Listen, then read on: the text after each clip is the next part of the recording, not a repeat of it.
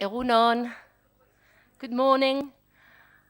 I can still see faces after the film yesterday and all that. And David's students are back. They are prepared with loads of questions for you, so get ready. Okay, I'm going to introduce today's speakers. We're going to start with, this is a Polish panel, yeah? So we have the privilege of having... Oh, sorry. Sorry, my mistake. So I'm going to introduce Marek Paryz first. He's an associate professor of American literature at the Institute of English Studies, University of Warsaw. He's the chief editor of the Polish Journal for American Studies and senior editor of the European Journal of American Studies. His current research focuses on the Western across narrative arts, and he takes special interest in transnational uses of the genre. Thank you. Thank you, Monica. Let me begin by thanking Amaya, David, and Angel for making this happen, and even more for creating a community of scholars of the American West, of which I'm happy and proud to be a member. At the book presentation the other day, Neil Campbell talked about how he sees a selection of literary westerns by American writers from the younger generation as a response to Trump's presidency and the phenomenon of Trumpism more generally. And what I aim to do in my paper is, I think, slightly similar, or perhaps I'm flattering myself by comparing my method to Neil's. Anyway, I look at Polish literary westerns from the past to better understand the imaginative constructions that underlie the present historical and more precisely political moment in Poland. If you follow international news, and I believe that most people here do, you will know that Poland has had a conservative government for a good couple of years now, 7 to be precise, and right after taking over the power, they started dismantling the democratic system of the state to take over and monopolize the vital institutions. The present government has thrived on conflict, and the impact of politics on the social life in Poland has never been so dramatic, in my opinion. And the people have never been so divided, even within families. And despite the repeated abuses of power, and despite a whole range of scandals, the ruling party still enjoys public support at the level of 30 to 35%. We will have elections next year. They are likely to win again, but hopefully they will lose power because they will be unable to form a coalition. Working on transnational westerns, including Polish, I've been wondering if the uses of this genre in Poland across over a century help us understand the present moment, and I think that they do. One of the reasons for the success of the current government is that they have articulated and very powerfully, in fact, the myth of Polish exceptionalism. Probably most nations have exceptionalist myths of their own, but not all of them send their heroes to the American frontier. My essay in the collection, The Western in the Global Literary Imagination, which I had the pleasure of announcing at the book presentation, discusses 3 literary works that show how a specific version of the Polish exceptionalist myth was established and reinforced in the course of over a century from the late 19th to the late 20th century by means of the Western. And my claim is that the works under discussion, as well as a few others that feature Polish heroes of the American frontier, use the Western genre that encapsulates American exceptionalist imaginings as a narrative vehicle for the expression of Polish exceptionalism. Polish exceptionalism is rooted in romantic thinking, in Polish romantic messianism specifically, and its idea of Poland's special mission, or manifest destiny, if you will, as a leader of oppressed nations. These imaginings emerged when Poland did not exist as a state. Therefore, our visions of greatness have always been accompanied by the awareness of dependence. Or, in other words, our national imaginings are based on fantasies of grandeur as much as equally powerful resentiments. You may have heard about the recent debate in Germany following the withdrawal of a modern continuation of Winnetou from bookshops. And in Poland, the original Winnetou has disappeared from reading lists in schools too. But it wasn't because it's been suddenly deemed politically incorrect. It is because it has been replaced by our very own Tecumseh. A 1976 novel by Longin and Okoń, and the work that captures the sense, and I would even say the essence, of Polish exceptionalism as symptomatically as it only can. Okoń was a minor poet, and in his time a very popular author of literary westerns or Indian novels, which happened to be something of a Polish specialty. Tecumseh is the first part of a trilogy that also includes The Red-Skinned General, published in 1979, and Tecumseh's Legacy, published in 1981. Okoń later wrote another two books set in the American West, The Burning Prairie, about Black Hawk's War, and The Pass of Horror, about the settlement of Kentucky. And all these works feature Polish characters in primary roles. In his novels about the American frontier, Okoń consistently employs the genre of the historical novel, evoking important historical events and introducing historical figures alongside fictitious characters. And he repeatedly writes about the involvement of the Poles in the happenings that shaped the history of the American West.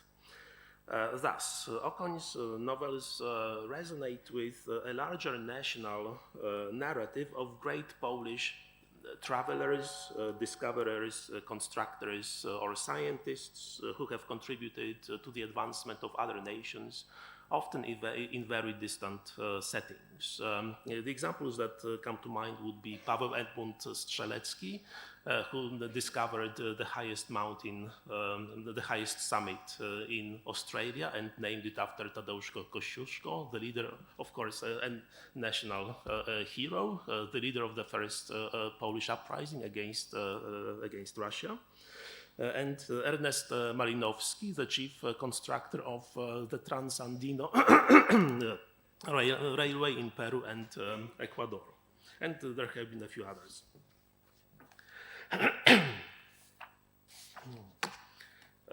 So now I'm finally passing on to the novel. So while Tecumseh is the eponymous hero of all three novels in the trilogy, although he gets killed in the second volume, he still remains in the title of the third. The central character is in fact Ryszard Koss, a Pole, a courier in the American army, and a devoted friend of the Indians, who supports Tecumseh in his mission to create a confederacy of native tribes. An interesting thing is that Okoń claimed that Richard Coss was a historical figure, right? And there is a footnote that specifically says this in the first book in the trilogy. But if you try to find out something about the historical Richard Coss on the internet, the only reference that you get is to Okoń's novel.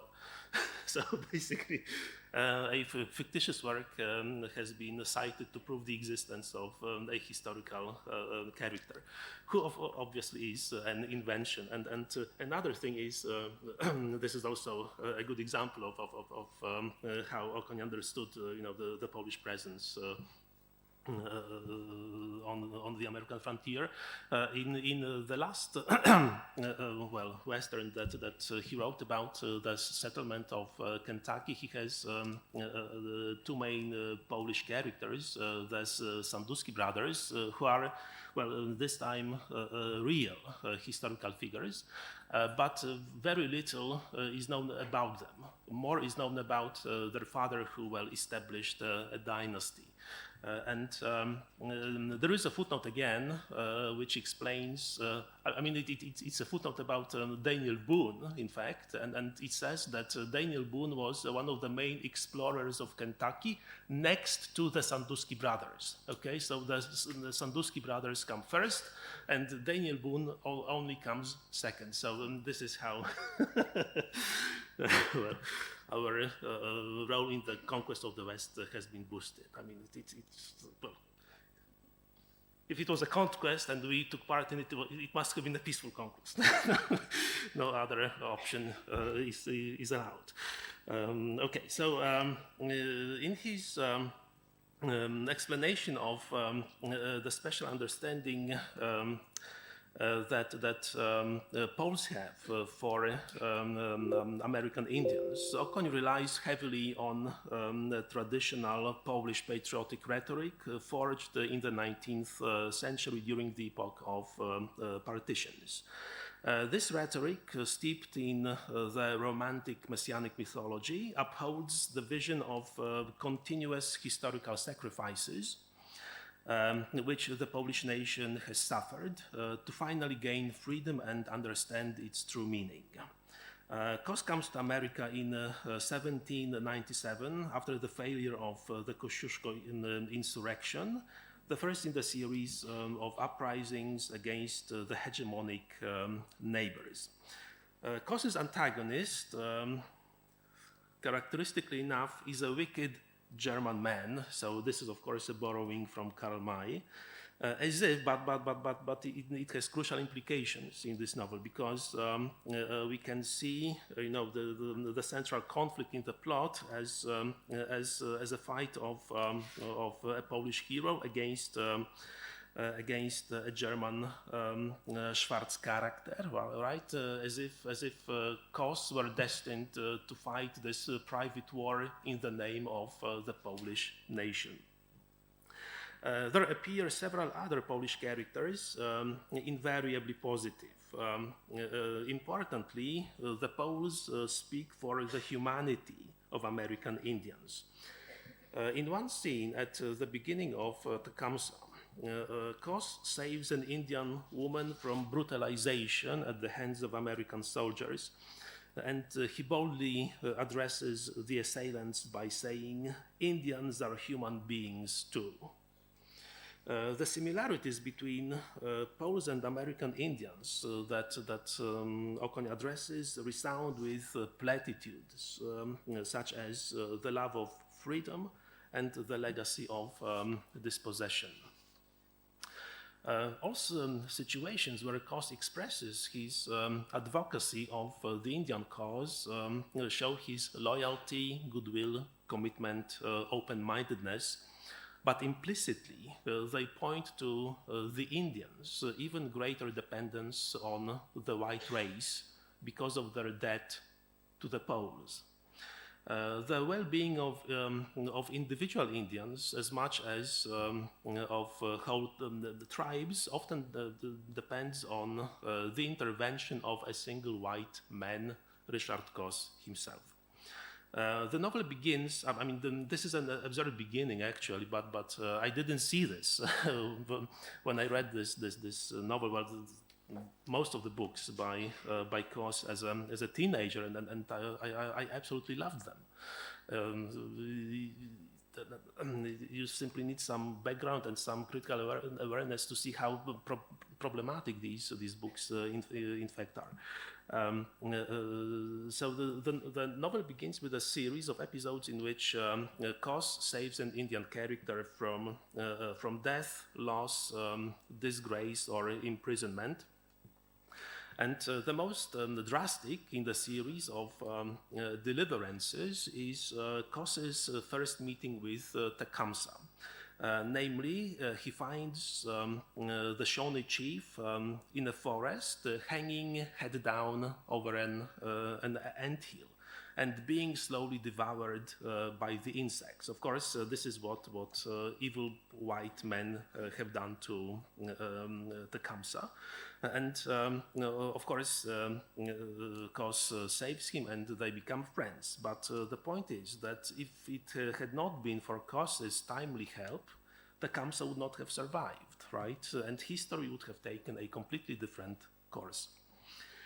So Coase has this miraculous ability to appear whenever and wherever he is most needed, and thus a white savior scenario emerges here quite obviously. The narrative pattern established at the beginning of the novel creates a picture of weak and helpless Indians who are at the mercy of the white oppressors and the white savior alike. I think that this is a good place to stop. So thank you for your attention.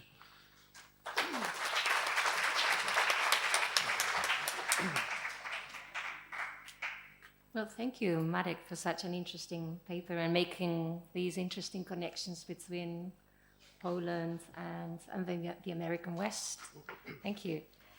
Our second speaker today is Maya Daniel, who holds a degree in Spanish philology, English philology, and a PhD by the University of the Basque Country.